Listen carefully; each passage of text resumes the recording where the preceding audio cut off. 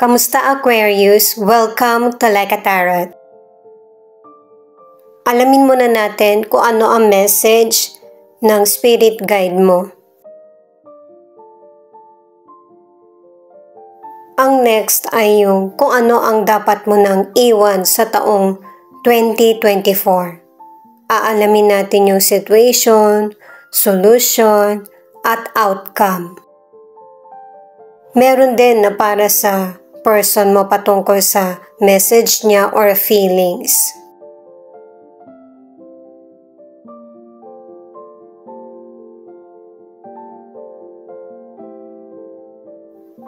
Stop stressing. Something big is about to happen to you at the right time.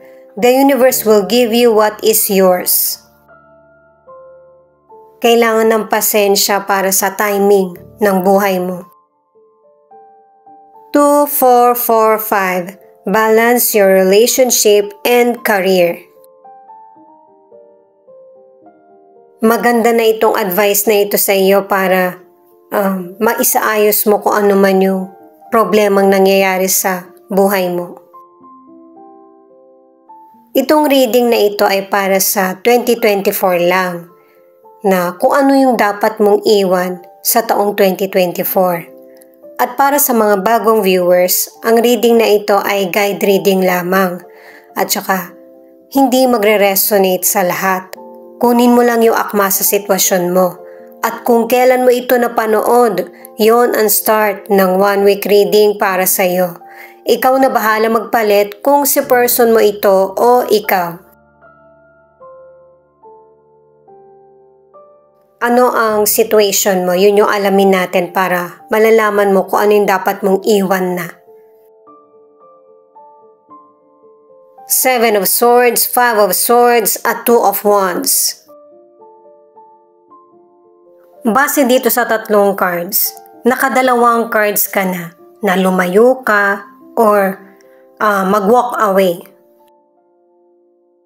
Sa mga taong sinasamantala yung kabutihan mo.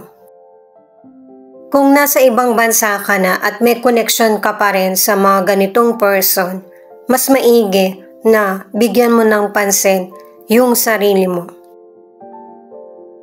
Iwan mo na yung person na makasarili, na iniisip yung sariling kapakanan at hindi man lang naisip yung mga sakripisyo mo.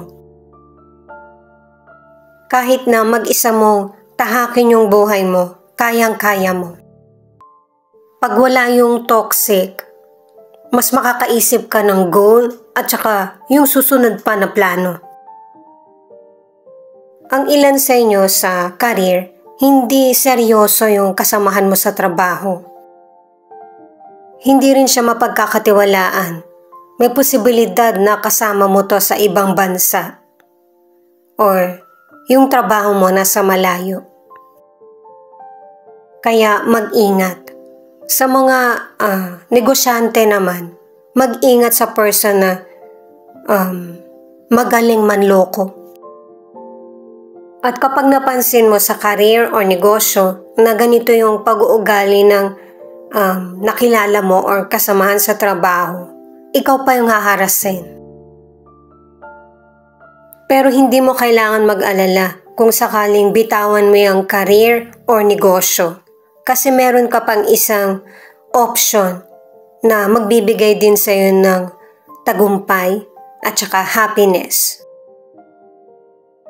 Para sa mga single naman, may dalawang person na nagkakagusto sa iyo, pero isa sa kanila yung mapagmanipula at saka ipapakita yung totoong ugali. At ang advice ng cards, huwag kang mabulagan sa itsura or pangangailangan mo dahil sa tingin mo maaasahan mo yung person. Meron pang darating na mas dapat mong kilalanin. Ang ilan na nasa relationship, LDR man or malapit yung person mo sa iyo, alam mo na may panlulokong nangyayari. Kaya nagkakaroon kayo ng matinding pagtatalo ng person mo. Gusto mo nang tapusin yung relasyon nyo. The Hermit, 10 of Pentacles, 4 of Pentacles. Ito yung para sa solution. Itong mga cards na ito ang nagsasabi, nagre-research ka talaga kung ano yung katotohanan or kung ano pa yung dapat mong malaman. Nakasalalay kasi yung kapalaran ng pamilya nyo, ng relasyon, lalong-lalo na yung financial. Ang ilan sa inyo posibleng patungkol sa financial or problems na sinasarili mo lang. Sa financial, maganda yung nagiging pasok kasi ang ilan sa inyo maganda yung karir mo o kaya nagiging matatag yung negosyo na sinimulan mo o kaya ininvest. Pero ang ilan sa inyo, meron kang napapansin sa financial na tingin mo mali. Kaya isasaayos mo lahat ng kita mo para sa investment, sa negosyo, magsisave ka ng money para kapag ka nagkaedad ka. Meron din para sa ari-arian, dun mo i-invest yung financial mo. Nagiging maingat at wise ka na sa financial mo dahil na rin sa situation na kinakaharap mo na may kakapusan o kaya merong person na ginagamit sa pansarili lang. Para sa ilang single, ang ilan sa inyo umaasa ka pa rin na yung dati mong nakarelasyon ay magbabalik sa iyo o yung magkakabalikan kayo. Kaya hindi mo pinapansin kung sino man yung mga bagong dumarating sa buhay mo. Huwag kang matakot na i-apply yung mga pagbabagong nangyayari sa buhay mo. Kailangan mong magpatuloy. Para magkatotoo yung nasa isip mo or panalangin na makilala mo na yung the one. Ang ilan na nasa relationship ay wise ka at saka mature sa relationship nyo. Gusto mong maging solid yung relasyon nyo ng person mo alang-alang sa family or sa relasyon na gusto mong magtagal. Pero merong behavior yung person mo na demanding at saka ang gusto niya yung siya yung nasusunod. Ito yung feelings or message ng person mo. Yun talaga guys merong person na gusto niya siya yung sinusundan, hindi yung siya yung sumusunod. Pero ginagawa rin ng ilan sa inyo ito yung sinusundan yung person. Kasi nga alam mo na meron kang kailangan bigyan ng atensyon, na meron kang malalaman na hindi pinapaalam sa iyo. Dahil sa connected ka sa person mo, pinapakita rin dito na tinitiis mo yung lahat para sa ikakabuti ng family nyo or ng relasyon. Kasi ang ilan sa inyo, hindi lang naman ikaw yung involved sa sitwasyon na ito kaya maingat ka din. Malapit mo nang malaman yung katotohanan. Pwedeng ikalungkot mo ito or ikasasaya mo. Siyempre hindi naman ganun kadali na matanggap kung ano yung mga changes or mga pagbabagong mangyayari sa buhay. At kung ano yung katotohanan na malalaman mo, maraming oportunidad na darating sa iyo. Kaya nga may mga sitwasyon na dapat ka nang iwan na hindi nakakatulong sa iyo. I-invest mo yung panahon mo sa mas makakabuti para sa kapalaran mo. At saka, bigyan mo rin ng pansin yung mga signs na ibinibigay sa'yo ng universe. Pareho kayong magiging tahimik ng person mo sa situation dahil sa mga nalaman mo at saka sa kung ano yung gagawin mong aksyon. Naghihintay din yung person mo. At saka yung panlilin lang, hindi naman sa relasyon lang, kundi pati na rin sa financial. Alamin naman natin kung ano ang cards para sa outcome.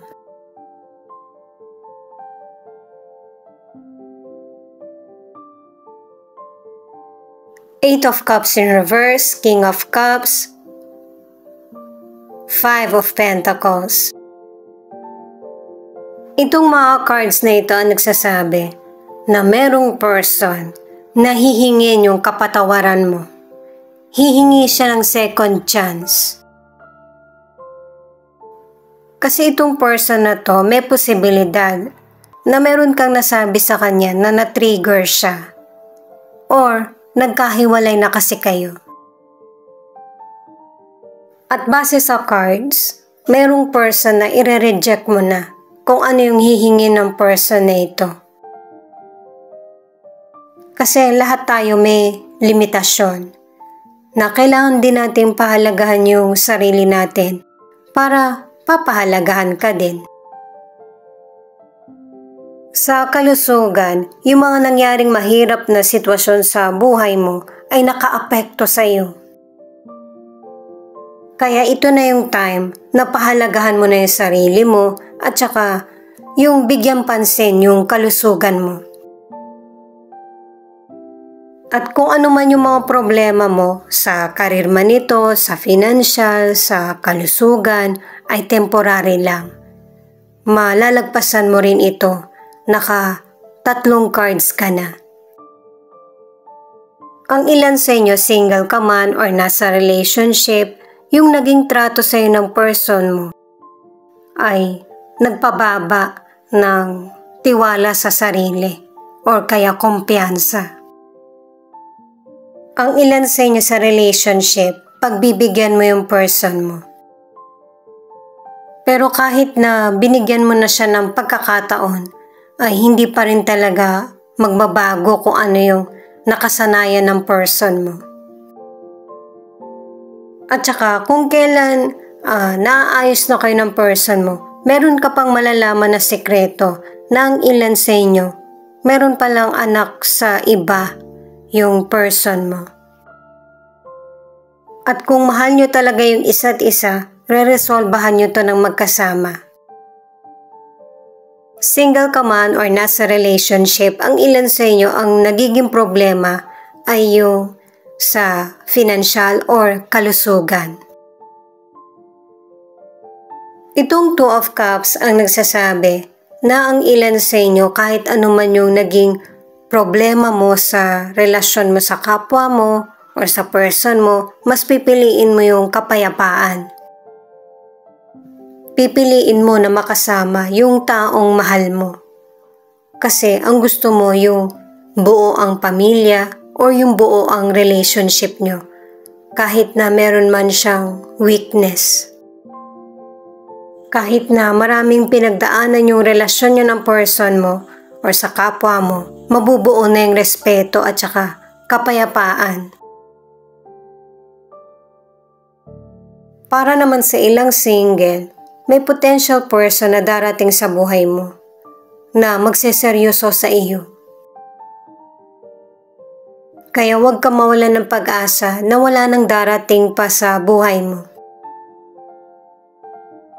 At saka, hindi lang naman patungkol sa relasyon ang magpapasaya sa buhay mo.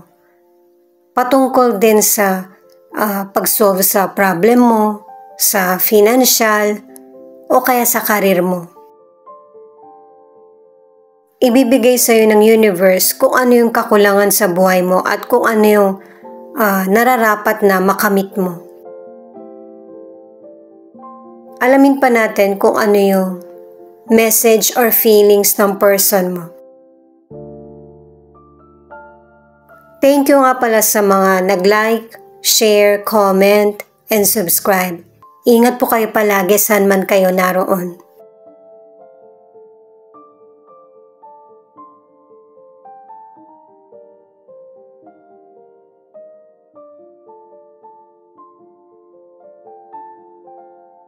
Itong card na ito, ibig sabihin, may sitwasyon sa buhay mo na naging clueless ka, na hindi ka kagad nakapag-desisyon dahil sa sobrang pagiging negatibo ng situation.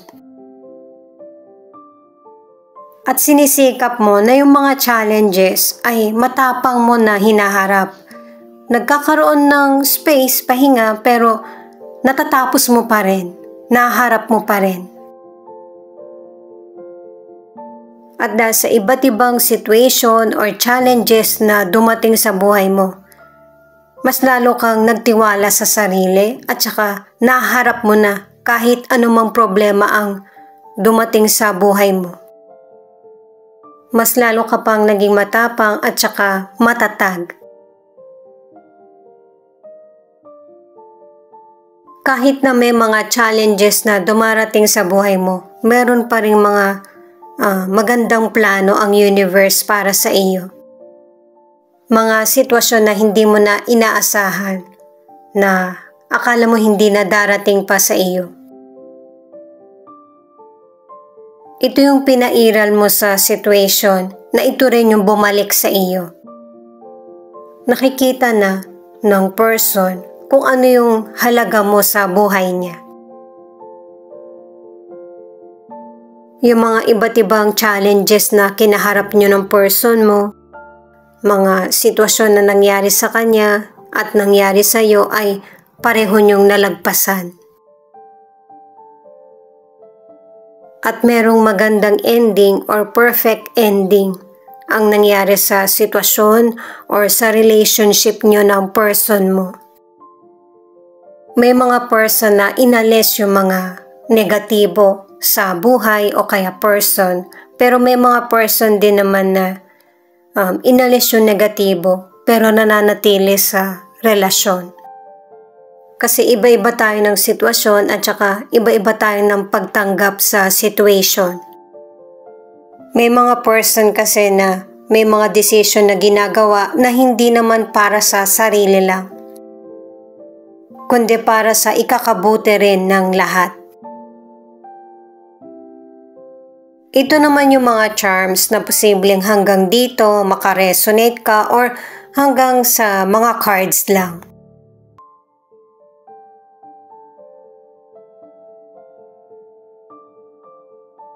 Sagittarius, Pisces, Capricorn, Scorpio. Ito naman yung mga letra na posibleng andito yung letra ng pangalan ng person mo or letra ng pangalan mo.